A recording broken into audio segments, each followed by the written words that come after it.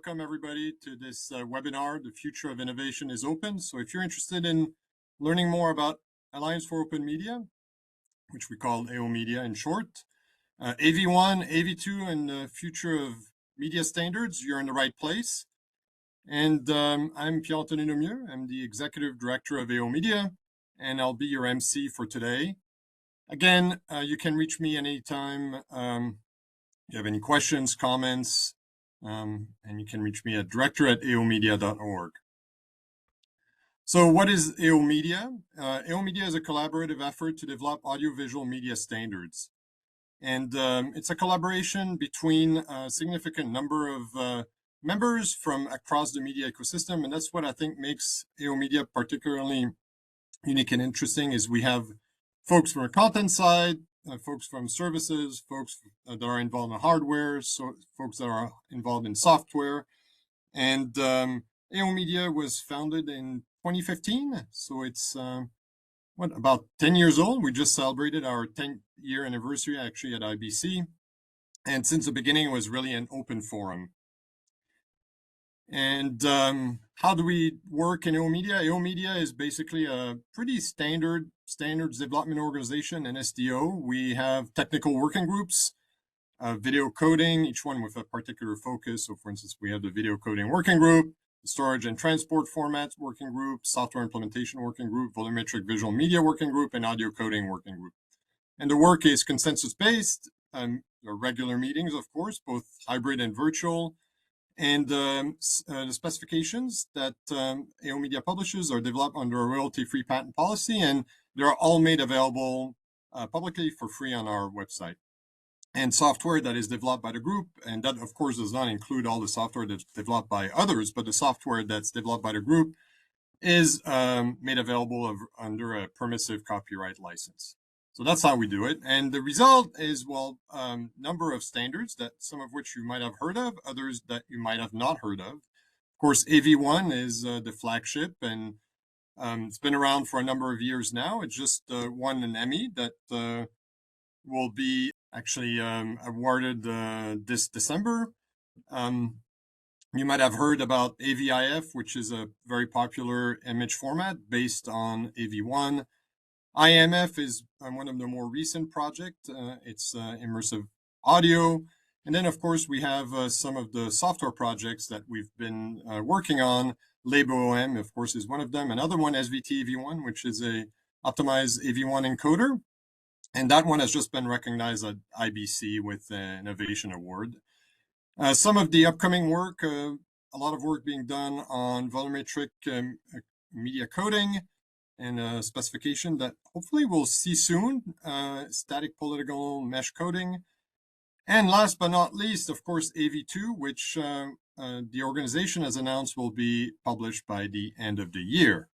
Enough of me. So today the program basically is we'll get two short presentations from some of the key folks involved in this adventure. They're about 10 minutes each. And then we'll have a panel and Q&A. And we'll invite four folks that have been really in the thick of, some of them all the way back from AV1, and some of them represent end users. So we'll have them introduce themselves, but more importantly, we'll have them go through some questions. So I, of course, prepared some questions. So that's the program for today. And so we're going to start right now with the presentation. And we're going to start with Debarga from Google, who's going to give us an overview of AV2, which is, again, the successor to AV1 that is going to be released by the end of 2025. So let me just get this started. Good day, folks. So my name is Debarga Mukherjee. I am a principal engineer at Google. And for the last few years, I have been involved with leading the R&D efforts towards developing a new open video codec that is called AV2 under the umbrella of Alliance for Open Media. So this talk is going to provide a very quick and short overview of what AV2 is. So let's start off with the historical perspective of video codecs, starting from all the way from the 90s to today. So for these last 35 years, there have been lots of codecs that have been released, and some of them are listed under the timeline here below. Now, in the last 15 of these years, we have been in an unprecedented boom in video experiencing on the web, on the internet, and we are still living through that, and so much so that some estimates say that about 75 to 80% of all internet bandwidth today is consumed by video. So, right at the cusp of this boom in 2010, uh, Google took the lead in launching the WebM project because the need for open video technologies became apparent at the time. And with that, VP8 was released at the same time.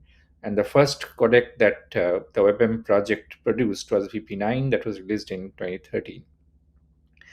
So, following the success of VP9 in 2015, several like minded internet video providers joined forces to create this Alliance for Open Media Consortium, whose task was to produce open media technologies for consumption on the web.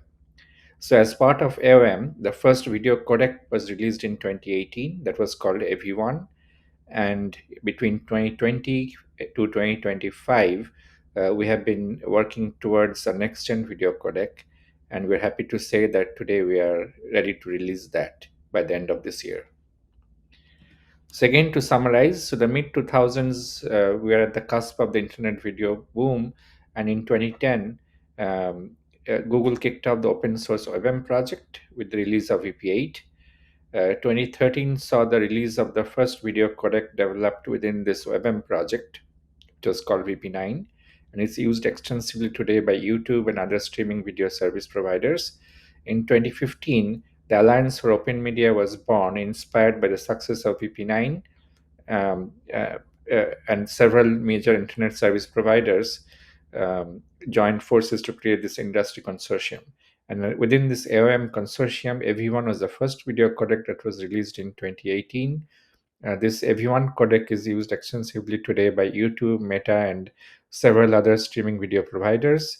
Between 2020 and 2025, we have been developing a next gen video codec, and which is now about to be released under the name of AV2. So at the start of the AV2 process in 2020, we went through this requirements phase where we decided that this new codec should achieve 40% lower bandwidth than AV1 at equivalent perceptual quality. Now, from our previous experience, we have seen that to achieve this 40% perceptual quality gain, we can get away by a PSNR wise target, which is somewhat lower, let's say around 30%. But the requirement was still in terms of perceptual quality gain of 40%. At the same time, we wanted to have the decoder side complexity and silicon area not to exceed 2x of that of AV1. So these were the broad constraints that, or broad requirements that we had in mind when we kicked off the AV2 project back in 2020.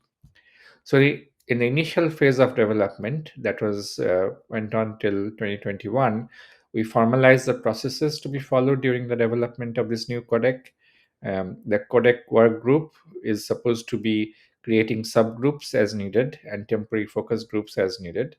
So the testing subgroup was the first work group that became quite active in selecting test sequences, defining common test conditions, and so on. There was an incubation subgroup that was operational for a while to discuss early work and to gather early feedback on certain technical areas prior to actual proposals being made. We went through this process of code base selection, and eventually, after that process, a version of LibOM, uh, which is the open source AV1 codec library, was selected, and that was really the start of this AOM video model, which was subsequently had found a repository in GitLab. And then finally, we also went through this process of selecting chairs and co-chairs for various working groups and sub-working groups, as well as software coordinators. So really, the technical development of the new codec happened in earnest starting from late 2021 over the last 4 years. Many new tools went through the codec work group process. They went through very rigorous scrutiny for hardware decoding complexity vis-a-vis the coding gain. And a new version of AVM is released every 4 months. And after every new release, a perceptual test has also been conducted in the last few releases. So here are some contributing companies like Alibaba, Amazon, Apple, Google, Intel, Meta, Netflix, Nvidia, Oppo, Samsung, Tencent, Vision Ruler. They actually produced or contributed coding tools in the new codec. There were several other companies that didn't actually produce or propose coding tools, but they have been very instrumental in keeping all the proponents grounded in reality by giving us feedback on hardware implementability, cost of hardware, and making sure that we always adopt tools that provide the best trade-off between coding gain and complexity. So after all that process, AV2 is finally about to be finalized by the end of this year. A few notes on some notable coding tools. Now, first thing to remember is AV2 is a conventional hybrid video codec. It's not an AI codec, um, but it does include several data-driven tools. Okay, so you can think of this as a step towards AI codecs. The major advances include a highly flexible block and transform partitioning scheme, highly efficient interprediction modes, for instance, to highlight a few: better chroma from Luma, MHCCP, data-driven interprediction, and so on. Highly efficient intermodes, in particular by predictive intermodes, which include optical flow, temporal interpolated pictures, and so on. It also includes a variety of improvements on warp modes. Okay. Um, it also includes advanced transforms, which has a combination of trigonometric and data driven transforms. The in loop filtering pipeline has been completely revamped from AV1. The deblocking filter is much more advanced and intelligent. The winner filters combine pre trained and explicitly signaled filters. There is a cross component sample offset filter, as well as a new filter called guided detail filter, which is completely data driven. Also, the screen content coding tools have been vastly improved. So, just to highlight some of the features that AV2 would have, it has a much hardware efficient design that minimizes computation, parsing dependencies, memory bandwidth, RAM, ROM storage, while at the same time maximizing throughput. The efficiency for screen content and graphics content is actually much higher than natural content. Um, the high-level syntax supports variety of multi-layer and multi-stream features to support advanced applications like mosaic and immersive video scalability and so on in the future. Lossless coding performance have been vastly improved over AV1. There was a film grain synthesis tool that was introduced first in AV1, but that has been vastly improved again in AV2. And we're hoping to support extended chroma formats like 422 and 444 in addition to 420 in the initial release of AV2 itself. So here is the current status of AV2. So here are the test results on AVM v11, which was released in August. So almost all the lower level coding tools have been finalized. Are in the process of dotting the I's and cutting the T's for some of the high level syntax work. But as you can see, the objective metrics are shown in the figure here below. So let's look at the random access case, which is the arguably the most important use case. We have 28.63% gain in PSNR 1411 form. If you look at PSNR 611, which is more commonly used in the industry, then the gain is above 30%, and so is for VMAF and VMAF NEG. So this is about the same level of performance improvement that everyone had at the time of its release in 2018 over VP9. So AV2 is as much better than AV1 as AV1 was over VP9 at the time of their releases. And finally, this is a latest subjective test that was conducted internally in Google on UHD content. The official test in the codec work group is still pending, but according to the latest results that we have, as you can see that on at least on UHD content we are very close to 38%, and as you remember the requirement was to be close to 40%. So we feel happy about the performance both in objective metrics and perceptual metrics. So finally, the takeaway is AV2 is coming, and we expect the finalization of the standard by the end of 2025. Thank you.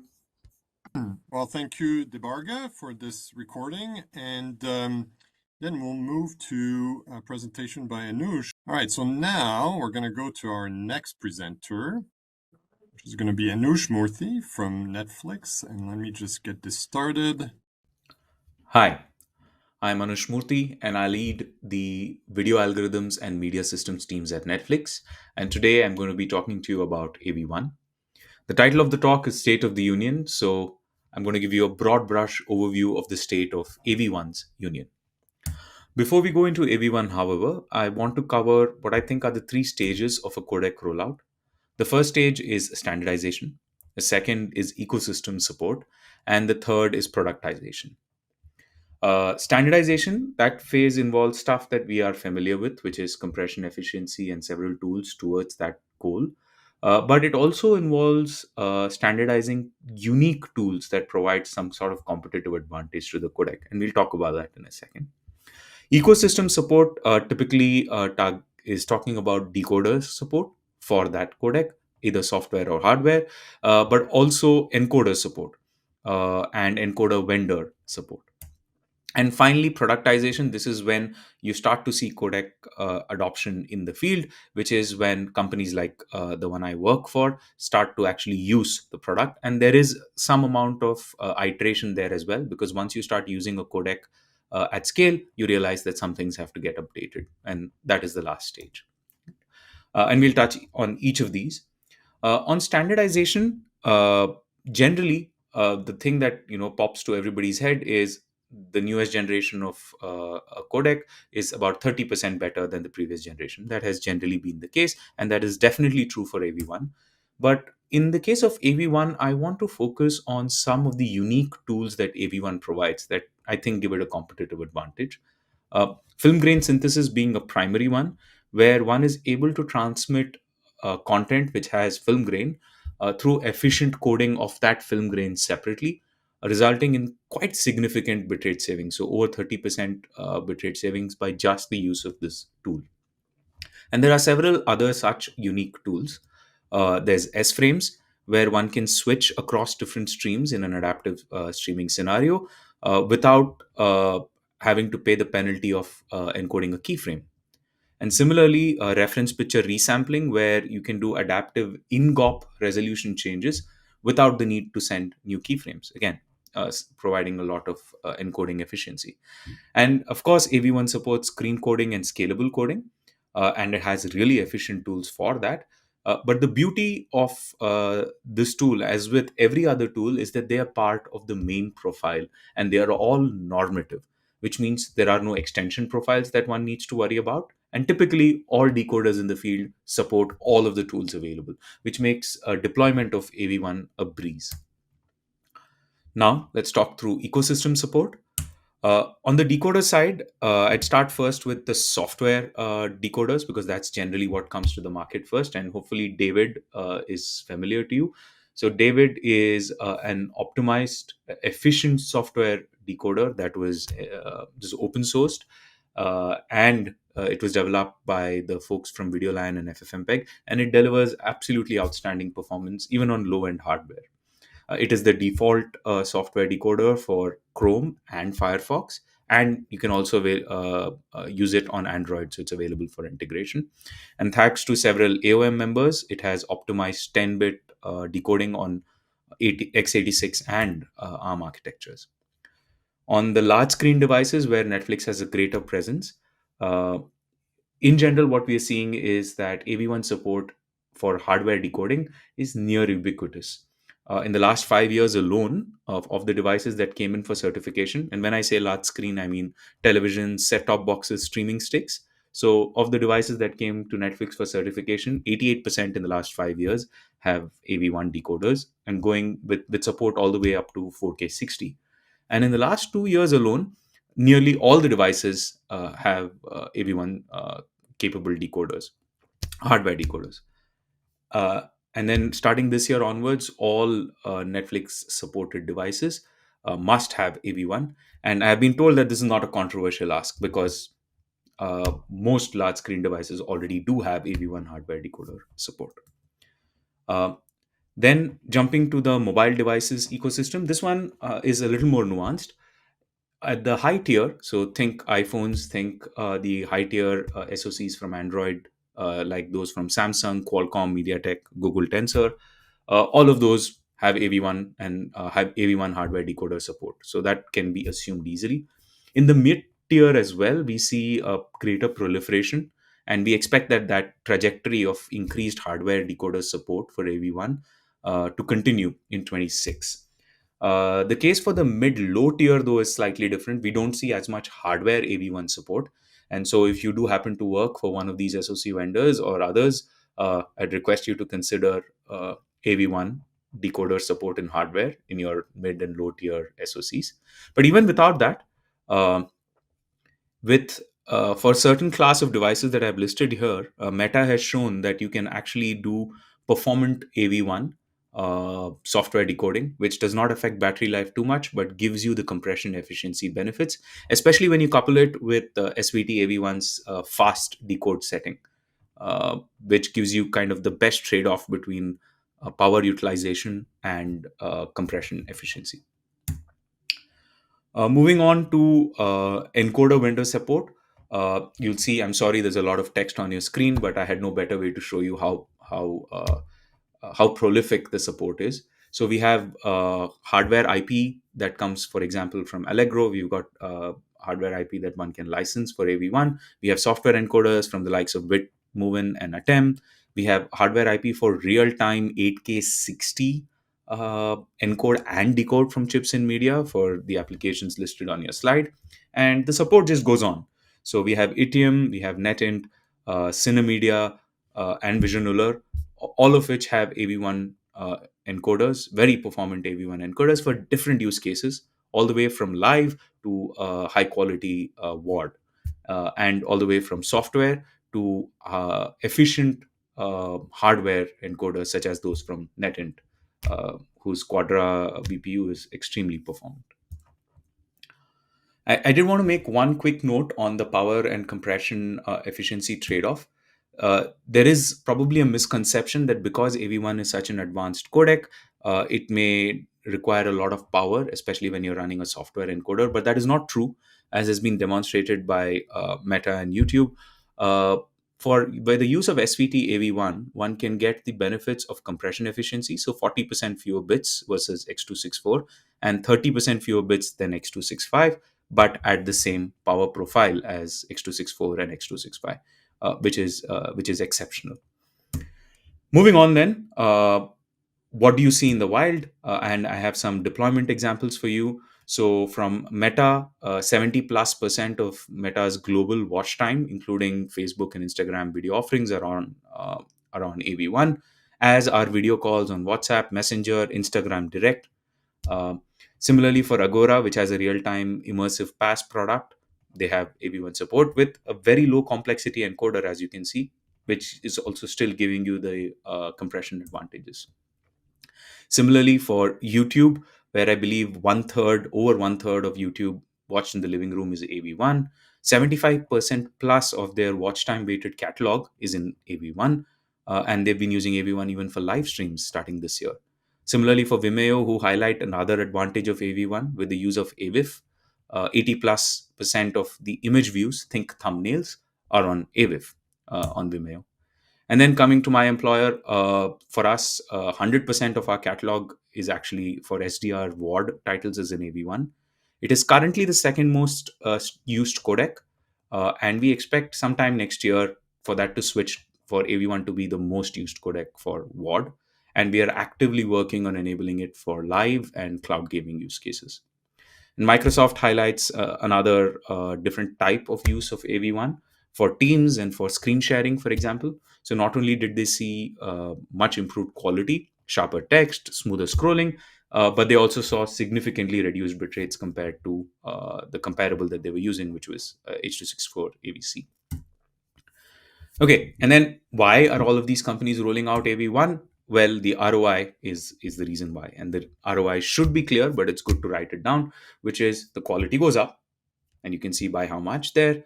the bitrate goes down. And when this occurs, quality goes up, bitrate goes down, the QoE goes up, right? So think higher visual quality, quite significant reduction in bits used, despite you getting higher quality.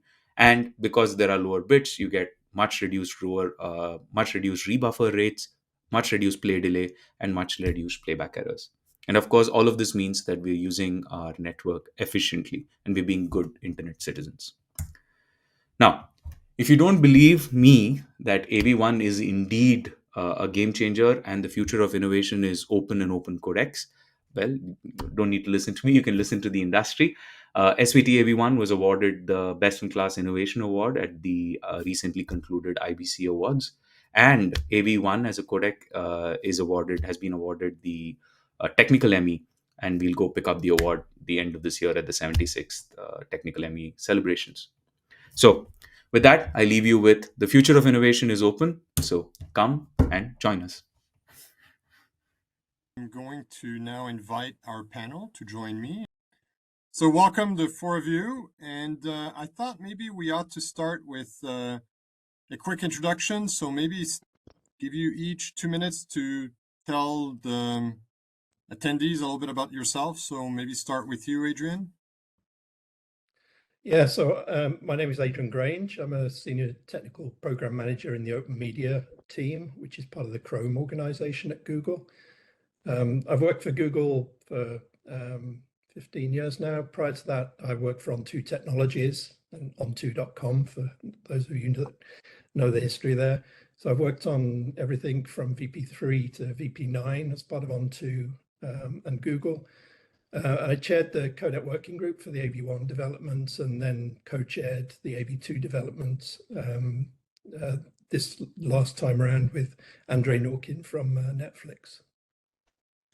Okay, thanks, Adrian. What about you, Anush? Hi, Anush Murthy. I lead the video algorithms and media systems teams at Netflix. Our teams are responsible pretty much for the videos that you see played back on any devices. So our team's responsible for inspection and compression and the quality assessment. So if you look up our tech blogs, you'll see our work. I've been in Netflix in this position for a while, but at Netflix for almost a decade now. So it's 10 years. Before that, I was at various employers, but I've always been working on video compression. Before this, my employer was Qualcomm, and I used to work on the other side, which was writing the firmware for the encoder on your phones. And then now I'm on the other side where I actually use them in playback in Netflix. So it's like a full circle. And then in maybe a good example of how truly collaborative AOM is, after listening to the talk that you saw, Hassan pinged me on the side. He's like, hey, you mentioned SVT AV1, but didn't call it out in the encoder ecosystem. So in case you don't know what SVT AV1 is, it's a fantastic encoder. You should go look it up. It's a nice open source encoder that came from Intel. And then he also suggested I should call out two Orioles. Because they are AOM members and they have a very, very performant encoder. And if I'm not wrong, one of the founders was actually one of the members of the Google team who standardized AV1 too. So, it's a small, very, very collaborative community. I'll leave it there. Thanks, Anush. What about you, Hassan? Yeah, so my name is Hassan Tmar. I am a technical program manager at Meta. I've been with Meta for about 3.5 years now. And I support an awesome team called the Media Foundation now, which is pretty much responsible for processing every video that comes at the Meta family of apps, whether on the server side or also now on the calling side as well. And I've been supporting the team through the development of AV1, also through our launch of the Meta Scalable Video Processor, which is the ASIC encoder that we have at Meta, and along with other cool things such as deployment of HDR and other fun stuff at Meta. Before that, I was at Intel, where I started I was part of the team that started the development of SVT AV1, and with that, I was voted in as the software coordinator of the software implementation working group at AOM, and we've been working on that since then. Well, thank you, Hassan. And what about you, Debarga?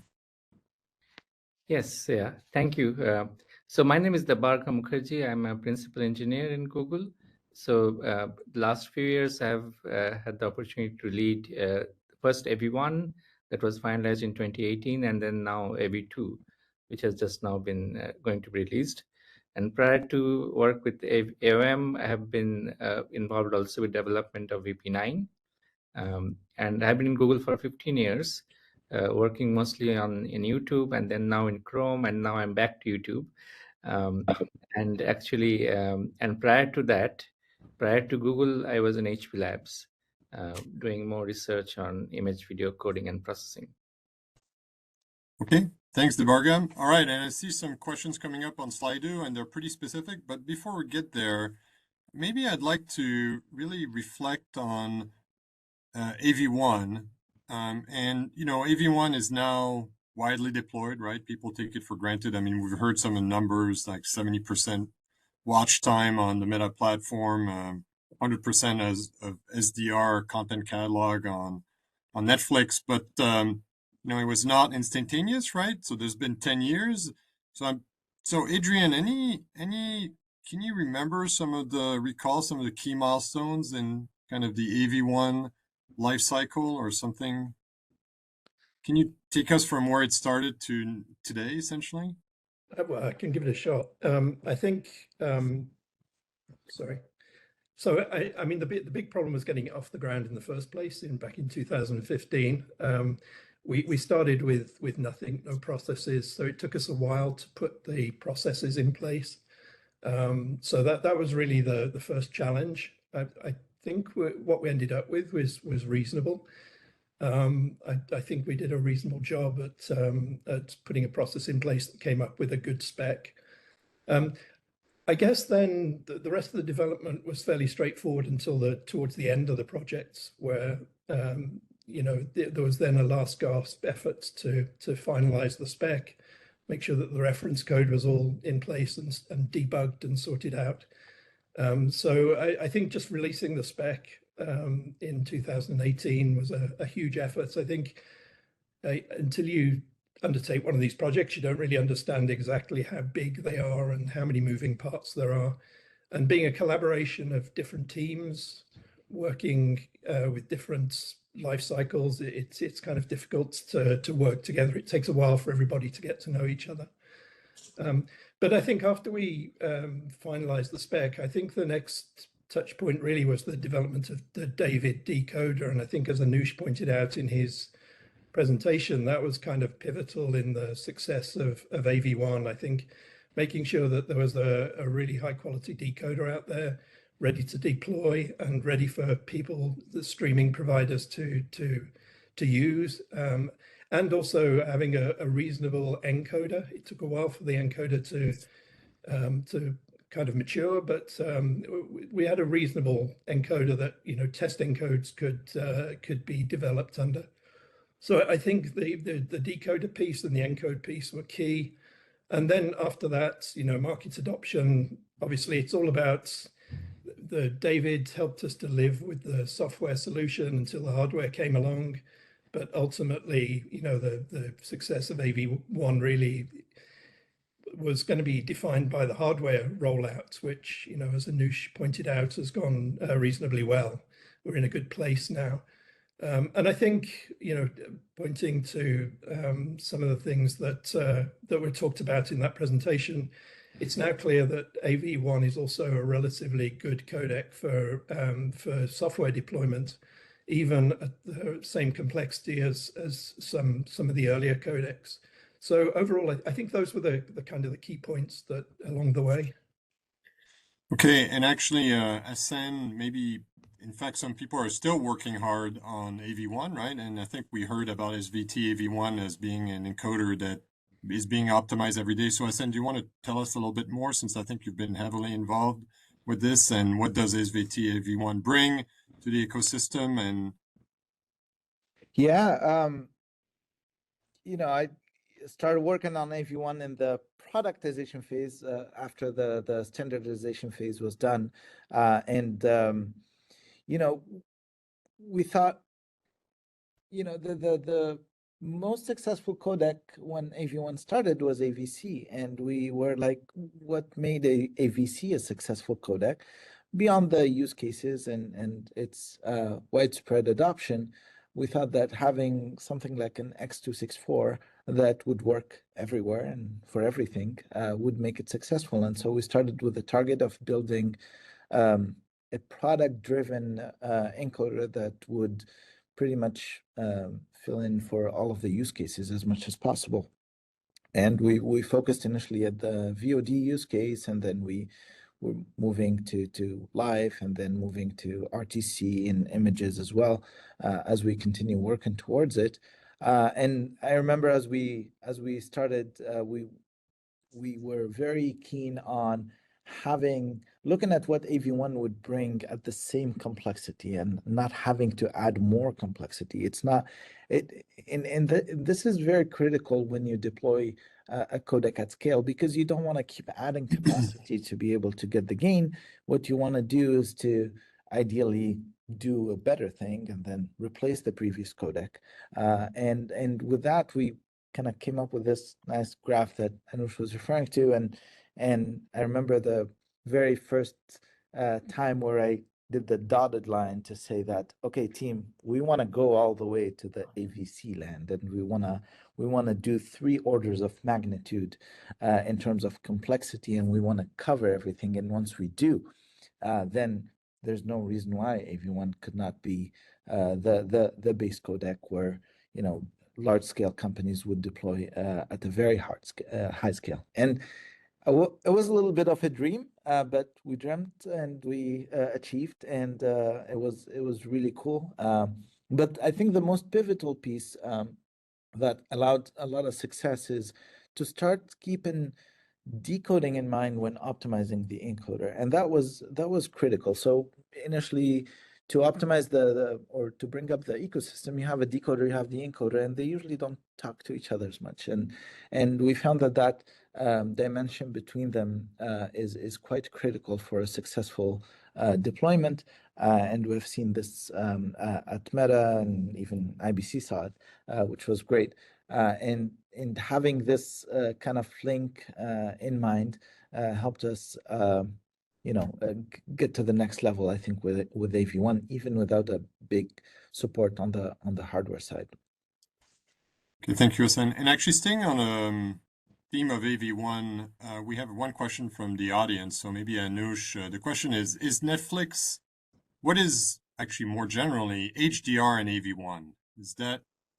Is AV1 well suited for HDR? Are there challenges? This is one of those, nice questions where I can say the team's already done the work. So I think earlier this year we had a tech blog speaking about AV1 HDR 10 Plus. So we do actually have HDR in AV1 already for our ward catalog. We use HDR 10 Plus. There's a tech blog there. If you look it up, you will find it. We don't have I believe we don't have 100% catalog coverage yet, because we are optimizing the encoding on it. But, by next year, I expect that to be heavily optimized AV1 HDR 10 Plus content. So easy answer. Well, maybe it was a plant. Before moving on to other things, Debarga, anything about AV1 comes to mind? Anything you'd like to highlight? Well, so I think when AV1 work started in earnest, that was really late 2015 and 2016. So actually, and we are able to release the codec as early as 2018, which is only 2.5 years. But that is only part of the story, because prior to that, we had a VP10 effort that was ongoing in Google side. Then there was a Thor and another codec. Thor was from Cisco, and Mozilla had Dala. So I think the initial starting point of AV1 was a combination of the most highly performant coding tools from each of those 3 codecs. So that was an initial starting point that was pretty good for AV1. AV2 was very different. I think we took much longer to get to that 30% gain stage. But that is one thing that I remember, that everyone moved really fast. And one more thing to remember also is AV1 was the first codec from this really new organization, AOM. So a lot of the processes that we later set up before AV2 had not been formally set up. So we were kind of making things up, making the rules up as we went along. So that helped us to move faster. But again, I think after AV1, before AV2, we went through this setting up these processes and sort of like a constitution of how things are going to be done. I think that was really helpful. And in the end, we were able to be much fairer in evaluating tools and deciding which tools were better for AV2 compared to the complexity and so on. Adrian, anything else about some of the lessons learned in developing AV1 that were applied to AV2? I think Devarga kind of covered that already, but anything else comes to mind? Having been involved in both?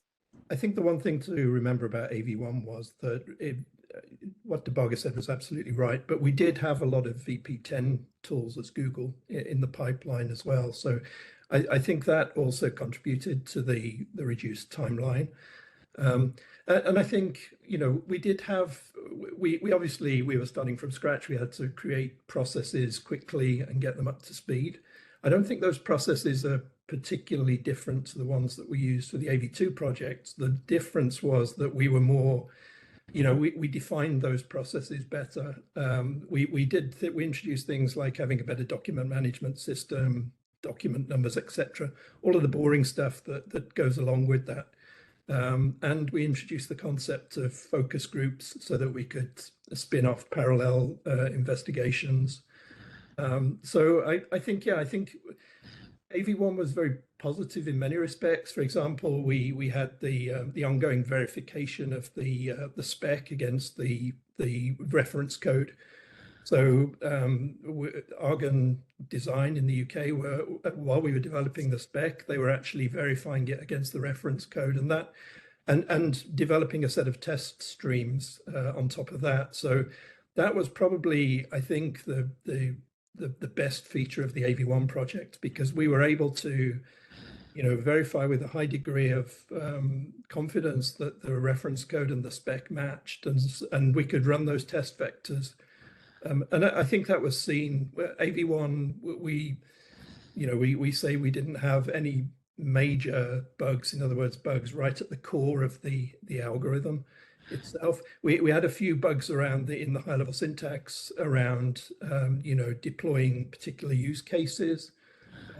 But I think doing that verification of the reference code against the software was something that we carried forward into AV2, and I think it's helping us there as well. And I think also, you know, getting the hardware input and measuring complexity. One of the things we didn't do with AV1 was take much of a view on complexity. We intuitively knew that we could get the encoder and decoder down to within reasonable bounds, but maybe not everybody kind of bought into that. Looking at the encode side, it's taken a very long time to kind of get the AV1 encoder to a point where it is manageable. So incorporating that into the AV2 process, I think, was another major improvement, and that together with the definition of some new common test conditions. And the other thing for the AV2 project, we split the project into two. So we recognized that the first part of the project is the research phase, where, you know, you just have a bunch of engineers trying out new things, coming up with new ideas. They're evaluated through the working group. And then, you know, you integrate the ones that work into an evolving spec, and you discard some of the ones that don't work. So I think that first phase is very different to the specification part. Until you have a stable set of coding tools, it's very difficult to write a specification. So maybe in the AV1 project, we kind of mangled those two activities. But for AV2, we kind of tried to do it better. I don't think we succeeded 100%, but I think maybe we got 80% of the way there. And I think that's kind of helped us to control the project. And I think very quickly, finally, I think for AV2, we acknowledge the fact that we do need to provide some open source test streams.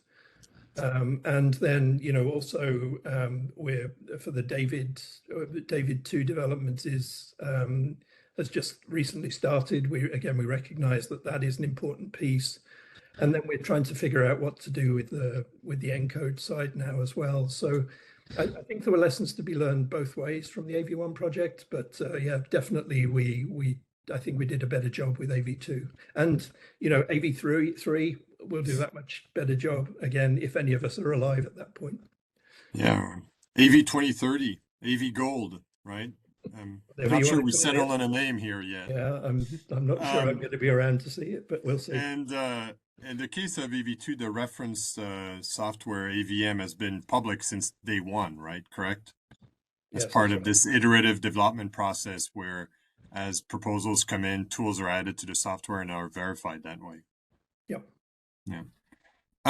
Before moving on to AV2, which I'm sure many people are interested in doing, I have one question for the audience, and maybe Hassan or some says, what are the performance target for SVT AV1 for the live and RTC use cases? Yeah. So one cool thing about SVT AV1 is it has a way to be multi-threaded without losing its VOD performance.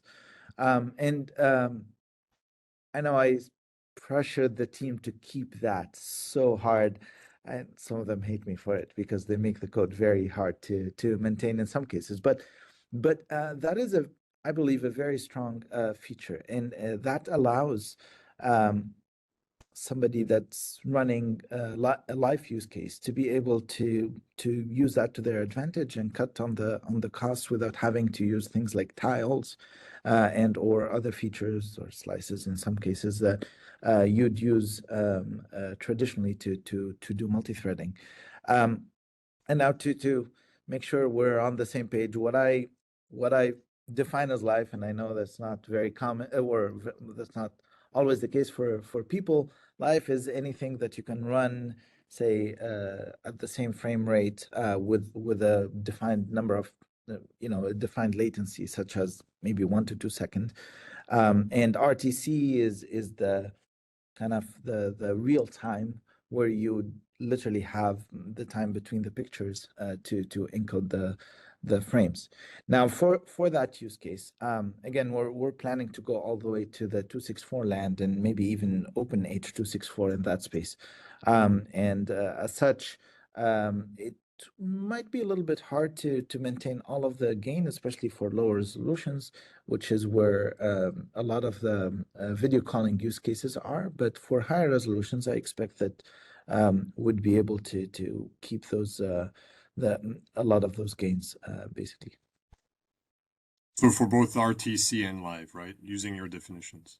Correct. Yeah, for both RTC and live, we should be able to maintain a lot of the gains.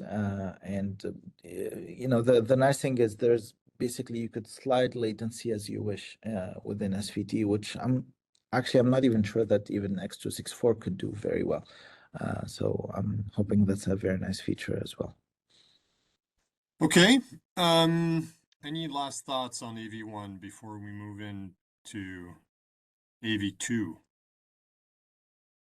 All right, so maybe one way to start this talking about AV2, because I know you've already covered it extensively, but maybe I can ask you, what's your favorite new capability of AV2? You get only one, right? Okay, I know it's so like children, right? But you have to pick one now. well, it's hard to pick one, so I'll pick one from coding tools. I think coding tools, the screen content coding tools have seen a really big improvement. Screen content and graphics coding tools have seen really big improvement.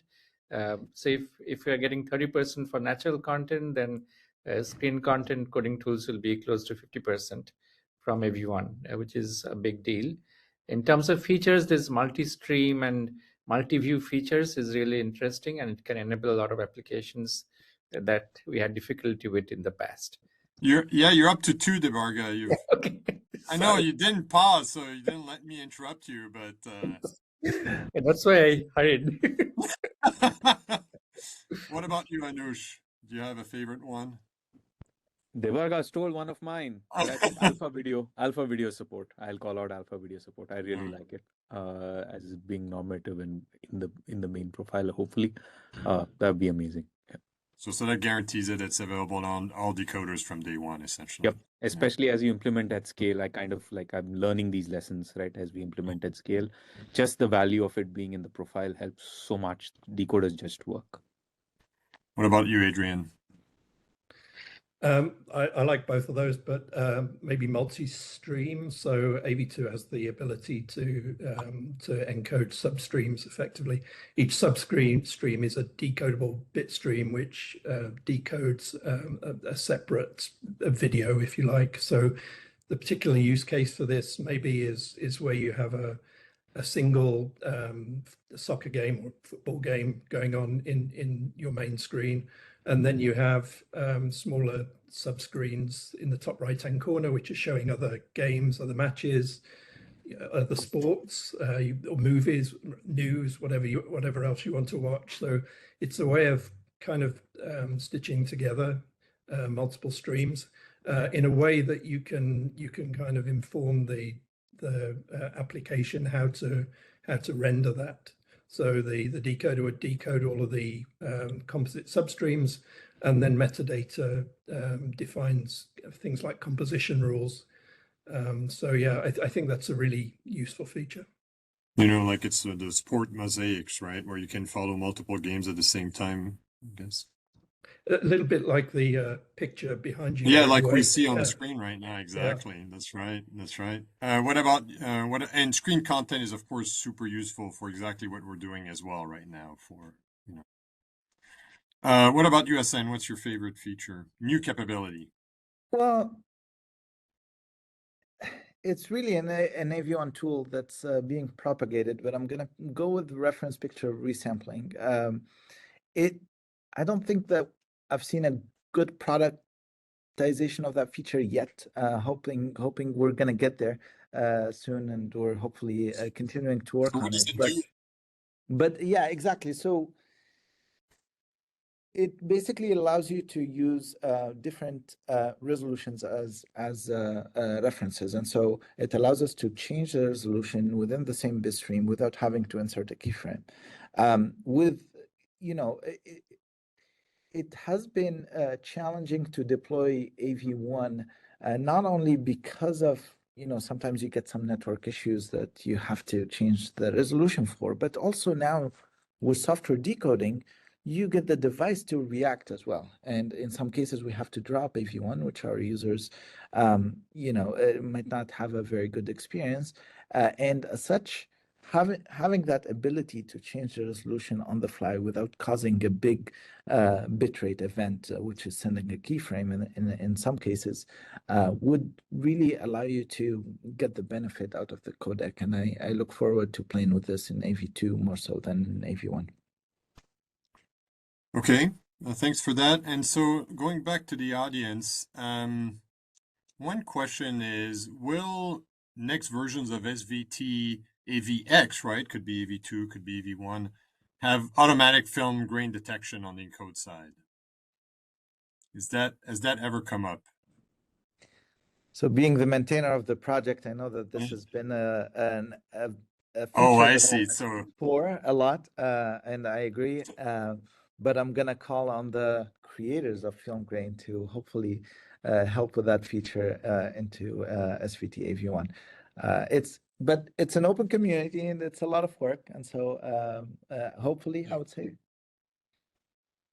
But that's actually a good point, right? So if somebody feels very strongly about it, even if they're not part of AOMedia, they're more than welcome to contribute to the source code, especially for tools like David, right? Actually, so David 2, is it going to be Dave 2D or David 2 or what's? I don't know. Do we know?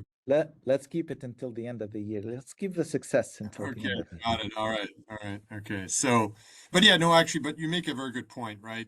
These are all tools developed through collaboration, and if anybody feels very strongly, they can absolutely contribute to the tool, especially for those features that I think would benefit a large part of the community.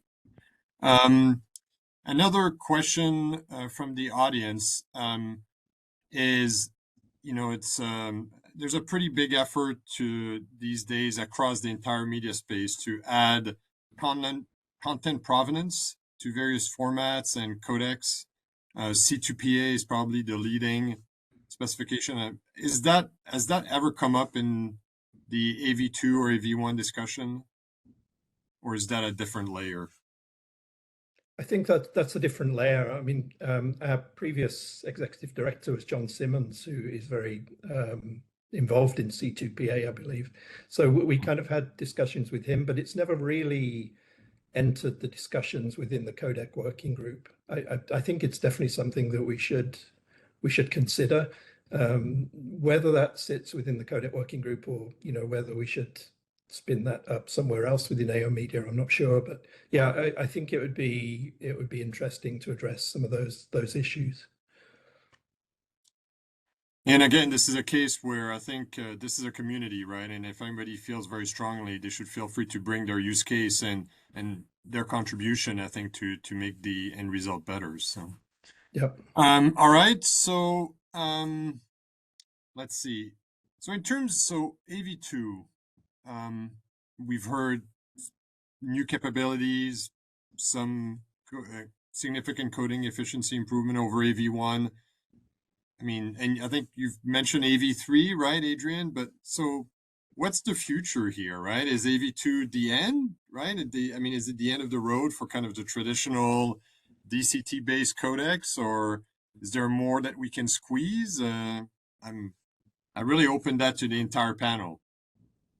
I think that's a question that many of us have in the ecosystem. Any crystal ball? I can take a stab with my crystal ball, such as it is. Sure.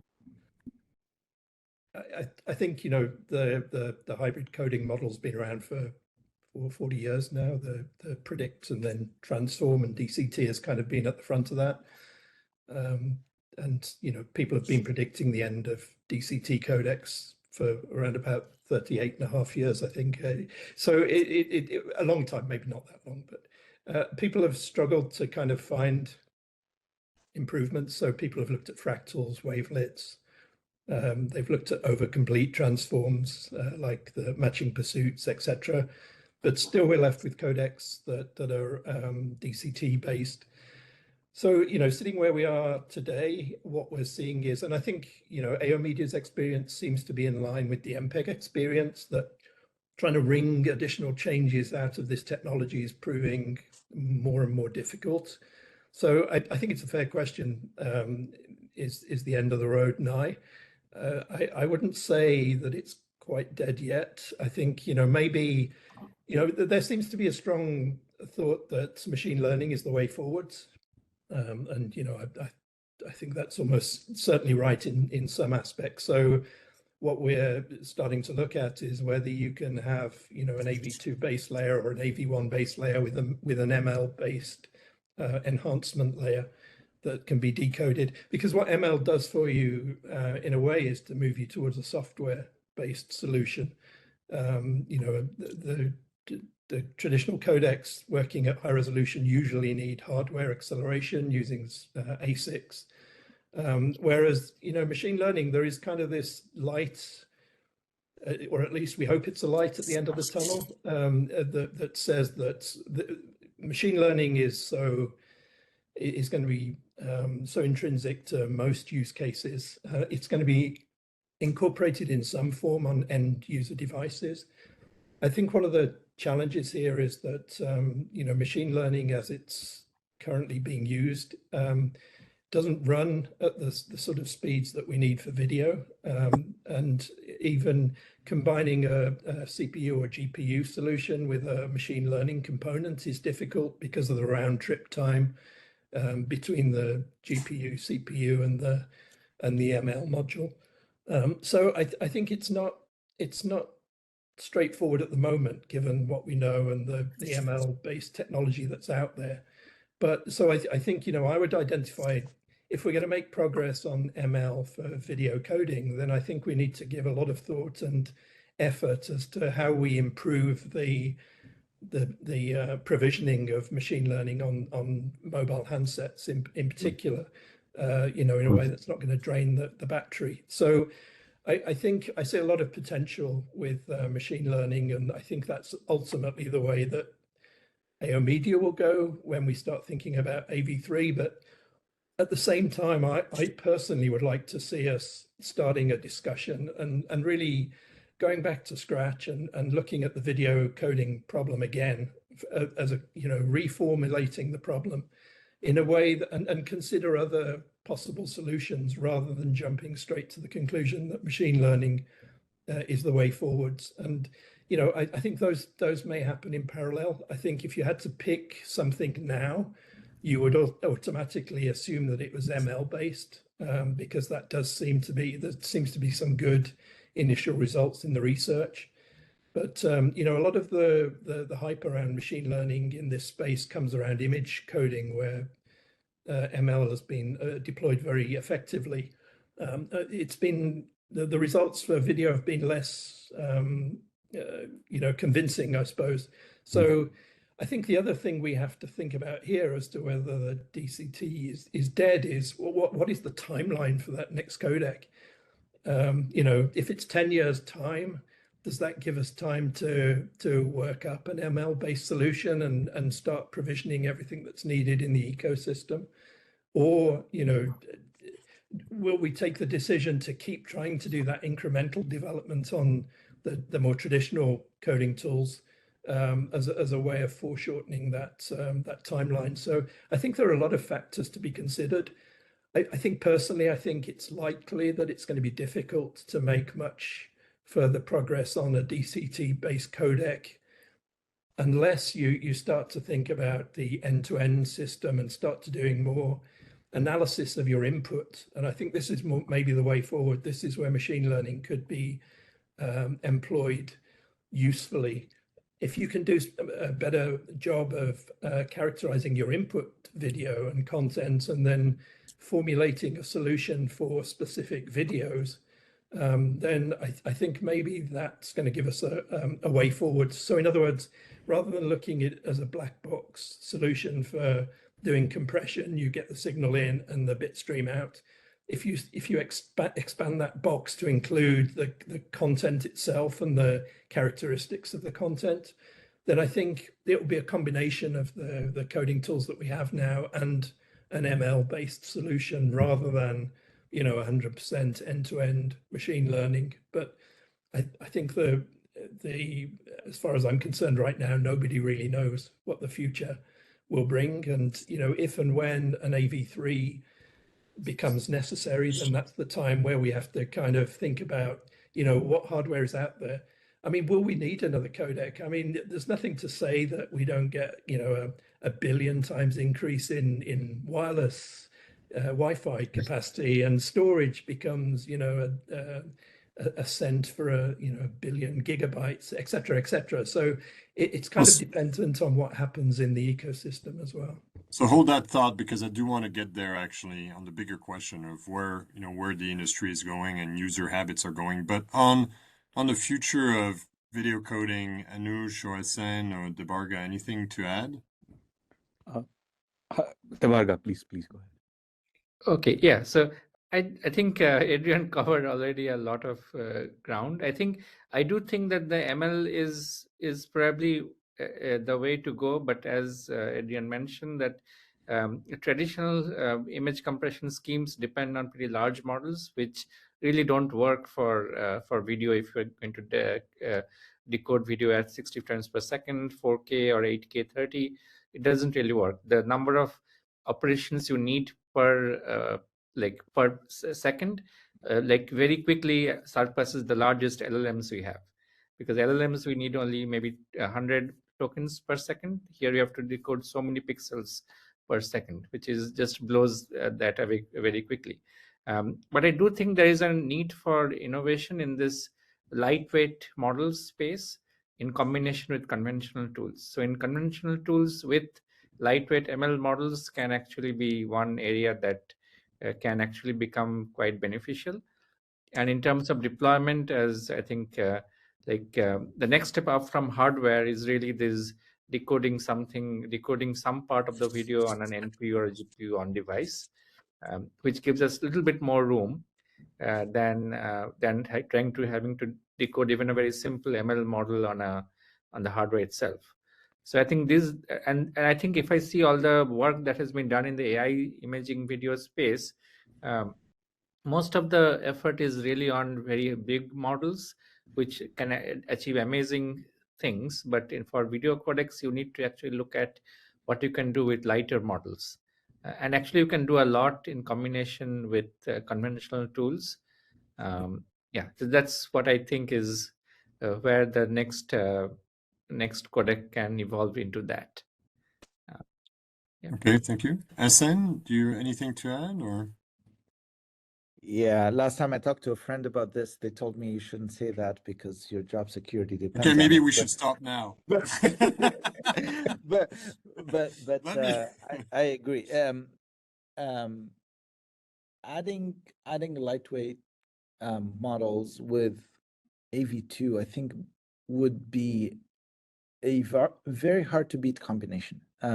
Today already with AV1, we're seeing some pristine 1080p at less than 1 megabit per second. With the screen content tools, I saw a video that's like 10 kilobits per second. That looks awesome. That looks Yeah, it used to be that audio was It- nothing, right? And exactly. We're getting to that range, right? We're getting down to very low ranges. Of course, there's still need for higher resolution, higher frame rate, and all of that stuff. But if you apply the combination of traditional tools with with some lightweight machine learning to vertical use cases, like I don't know, video calling or images in some cases, or a specific like anime or something like that, right? Then that quickly becomes really unbeatable. However, where I think we have a bigger problem is how are we going to measure it?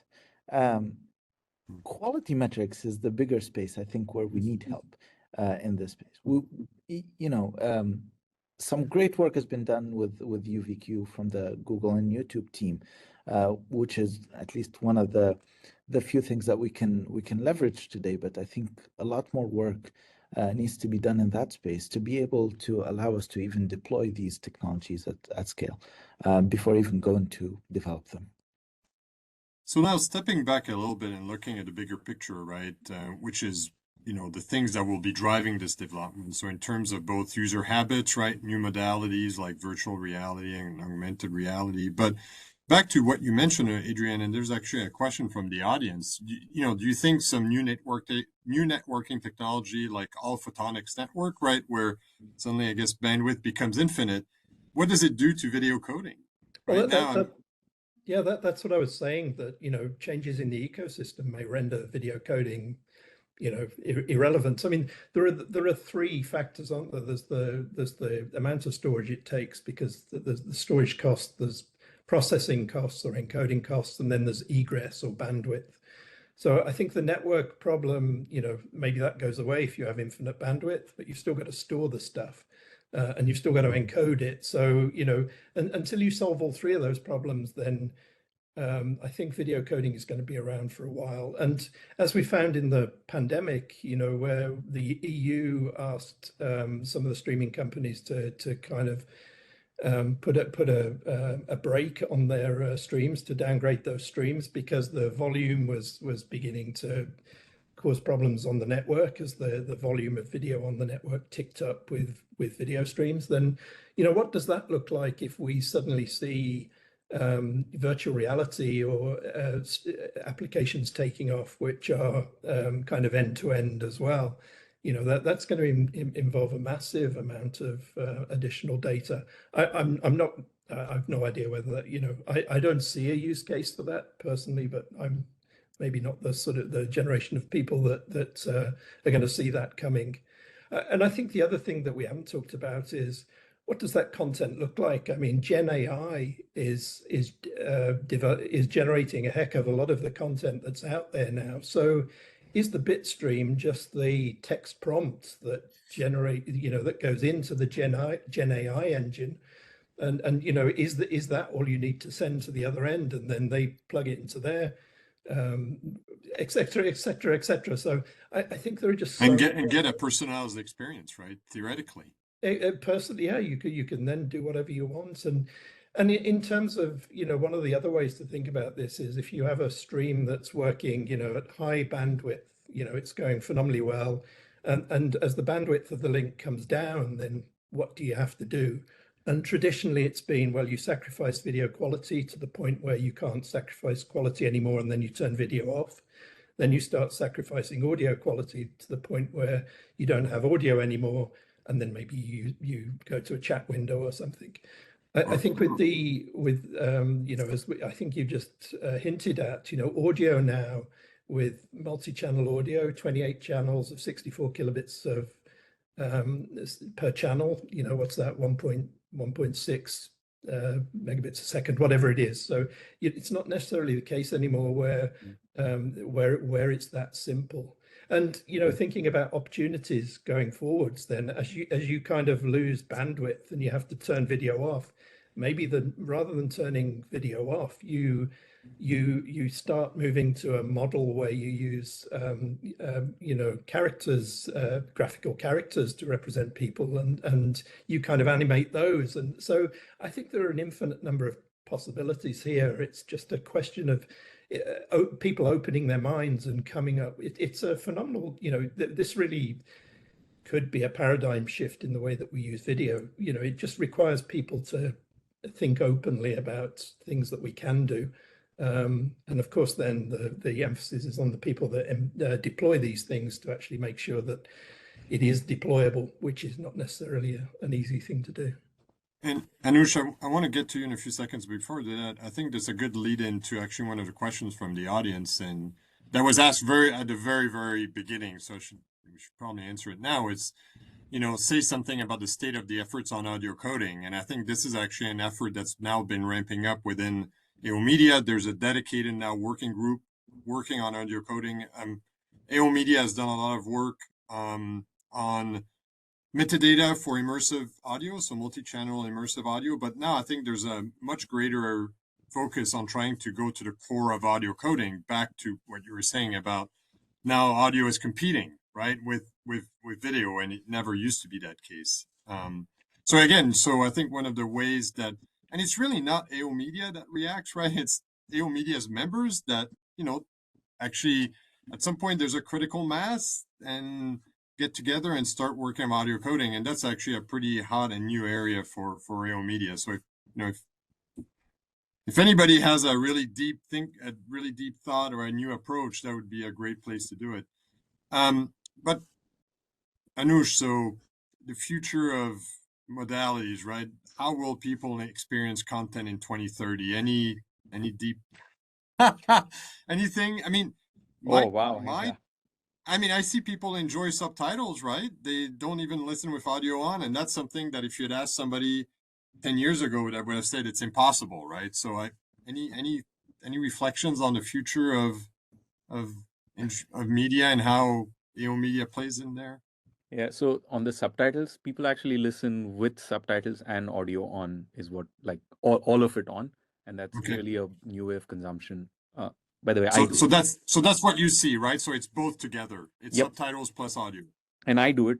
I do it because of several reasons, right? You have a baby sleeping, you still want to hear the audio effects, but you want to hear the dialogue, so you want to feel immersed in the content, but you don't want to keep it at a level where you can decipher everything, which kind of, make those trade-offs.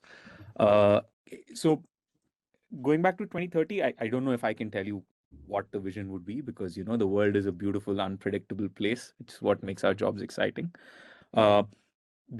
Some of the thrusts, though, around where I think coding, I think that one I probably have a little bit more. One is, I think I'm aligned with the view that it is not a good idea to throw the baby out with the bathwater, right? There's like 40 plus years of experience in trying to optimize codecs for video. So there is a reason why the ML techniques don't really match up when you look up the tradition, right? So I'm all for what was proposed, right? Like some sort of bridge where you leverage the ML and the deep networks wherever we find the advantages, but then of course use the learnings from the decades of work and the optimization that's been put in. The thing though is the decades of work has been put in with the thought that signal fidelity has to be maintained. and this may be something that Adrian probably hinted at even with his LLM comments, we kind of try and retain as much of the original pixel as possible, right? So we are trying to optimize some mathematically metrics. speaking, actually. Mathematically, so PSNR or even with subjective metrics like VMAF that we use, they're all kind of they're a fidelity metric at the end of the day, and then we kind of have some weighting which says, oh, this pixel doesn't matter as much as some other pixel. But in the generative world, I wonder if the measurement paradigm has to also have a shift. If fidelity has to move on to something along similarity, or like to a human observer, these two look the same, rather than to a human observer, the quality is maintained, right? So moving away from fidelity definitions will probably open us up to greater tools that we can look at.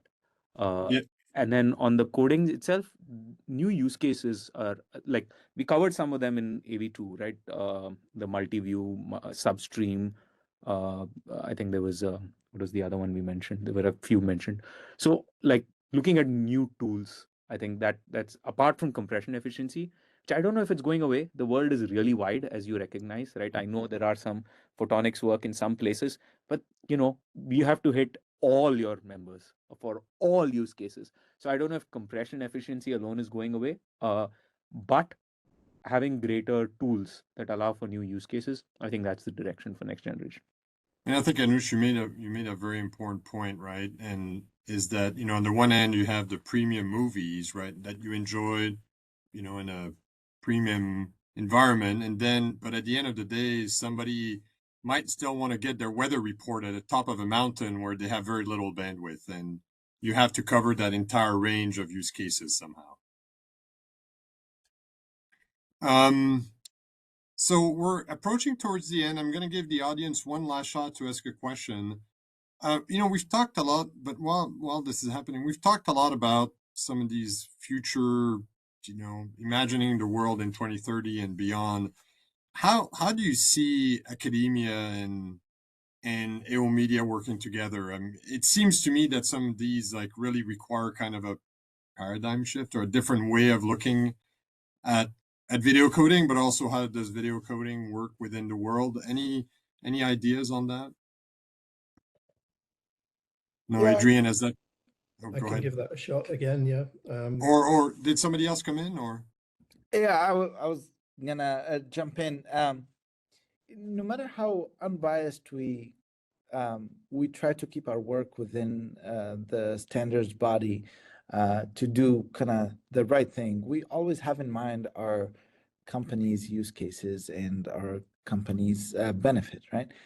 I think that academia comes in to ground us a little bit further into the space, and then keep the research as honest as possible to the sake of doing the research. And I think that brings a lot of value into how we measure things, how we implement things, how we even define efficiency in terms of compute or compression efficiency. So I think quality, that's, right? Like you're mentioning. Exactly, or how we measure across from and that, in our experience, that's been a really important contribution from the multiple academic research projects that we've worked on. Okay, thanks. Adrian, just one last word before we slowly move towards the end. Yeah, so I think academia could play a big part. Within AOMedia, we've tried to engage with academia and encourage membership and encourage member companies to sponsor research, which a lot of the AOMedia companies do. I think really the key there is exactly goes back to what I was saying earlier, that we're at a crossroads now. What does the next codec look like? And I think as a way of kind of opening our minds, and we need some sort of brainstorming session. We need, speaking from the Google perspective, I've often looked across at Google Research and look at the phenomenal tools that they've developed for segmentation, object tracking, model building from scenes, et cetera, et cetera. Now, a lot of this stuff is just ridiculously high computational load right now. But I often think, put those guys in a room and say, this is the basic video coding problem. Solve it. Forget the if you want to spend 3 weeks encoding a single frame, go at it. Prove to us that you can get an encoded video somehow that gives the quality that we need and makes significant size savings. So I think that is could be the role of academia. There has to be this, this kind of a part of our operation has to be in just literally kicking back and really opening our minds, forgetting codec technology as it exists today, and just taking another look at it. Do you just treat your frames as just a matrix of pixels and apply mathematical transforms, if you can do it that way? Or at the other end of the scale, do you really kind of wring out every ounce of an understanding of what's in your scene, what objects are there and how they interact, to help your compression? And I think that's really what we have to do as an organization. That's where really we can make the maximum impact. We can kind of help the industry to kind of start asking some of those questions and start solving some of those questions. And I think the other thing is academics maybe are not, don't have a lot of experience as trained software engineers always. They're, people coming out of PhD programs. So, maybe their ability to be able to contribute tools directly to an ongoing project's code base is a little difficult in some instances. So, I think we need some way of kind of being able to evaluate these techniques and these tools. So yeah, that's the way I see it. We need blue skies research, period where people just do a heck of a lot of brainstorming, come up with ideas for how to solve the problem before we settle down and say, well, did anything else come out of that? Or are we just going to kind of change the way that we quantize DCT coefficients and try and squeeze out that extra 40% again? All right. Any last words? Debarga, Hassan, Anush? I think we've covered a lot of grounds. And hearing nothing else, let me just get to the end here. So again, thank you, Anush, Adrian, Hassan, and Debarga for being with us today. And again, and thanks for the audience for your participation. And, of course, this is just a small window into AOMedia and into the overall ecosystem. And if back to what we were talking about earlier, if you have a great idea or if you have a use case you'd really like to see AOMedia tackle, please join us. It's relatively straightforward, or please contribute to our many open source projects. Contributions are always welcome. And again, thank you very much to our panelists, and thank you very much to the audience for this great opportunity for discussions around AV1, AV2, and future media. And have either a great morning, a great evening, or a great afternoon. And thank you very much for joining us. Bye-bye.